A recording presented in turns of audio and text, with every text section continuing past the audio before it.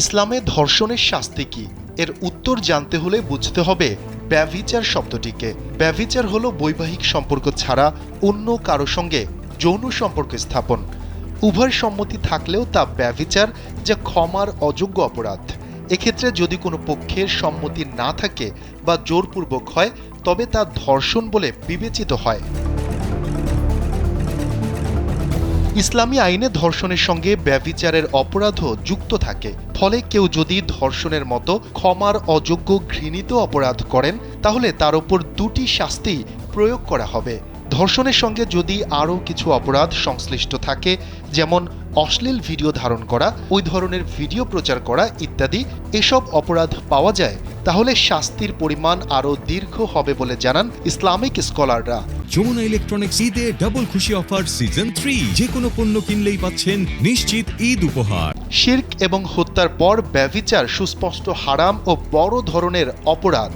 আল্লাহ তাআলা সূরা বনী ইসরাইলের 32 নম্বর আয়াতে বলেন, আর ব্যভিচারের কাছেও যেও না, নিশ্চয়ই এটা অশ্লীল কাজ এবং মন্দ পথ। প্রখ্যাত তাফসির বিশারদ ইমাম কুরতুবী রহমাতুল্লাহ আলাইহি বলেন, উলামায়ে কেরাম বলেছেন, ব্যভিচার করো না, এর চেয়ে ব্যভিচারের কাছেও যেও না, এটি অনেক বেশি কঠোর বাক্য। এর সহজ অর্থ হলো, যেসব বিষয় ব্যভিচারে উদ্বুদ্ধ করে ও ভূমিকা রাখে সেগুলো হারাম। ধর্ষণের শাস্তির বিষয়ে অনেক হাদিস বর্ণিত হয়েছে।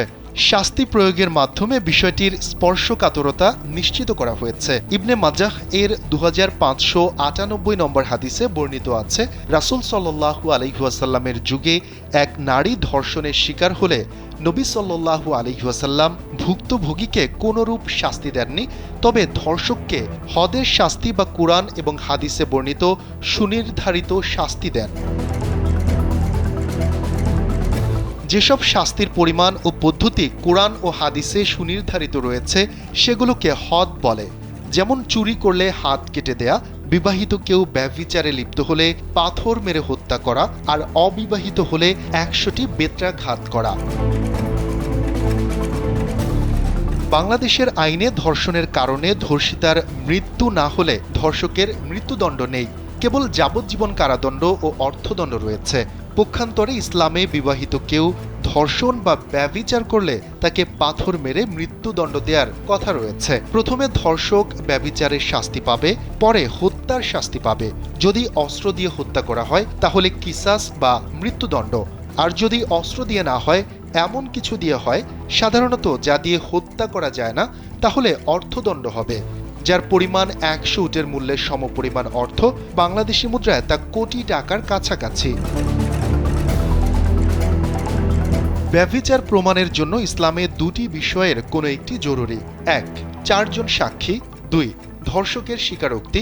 তবে সাক্ষী পাওয়া না গেলে আধুনিক ডিএনএ টেস্ট, সিসিটিভি ফুটেজ, মোবাইলে ধারণকৃত ফুটেজ, ধর্ষণের শিকার নারীর বক্তব্য ইত্যাদি অনুযায়ী ধর্ষককে দ্রুত গ্রেফতার করে অপরাধ স্বীকারে চাপ প্রয়োগ করা জরুরি।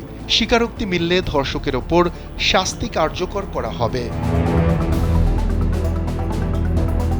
ইসলামী আইন অনুযায়ী ধর্ষণের যেসব শাস্তির কথা আলোচিত হয়েছে তা কেবল রাষ্ট্র বা রাষ্ট্রের অনুমোদনপ্রাপ্ত সংশ্লিষ্ট দপ্তর প্রয়োগ করবে।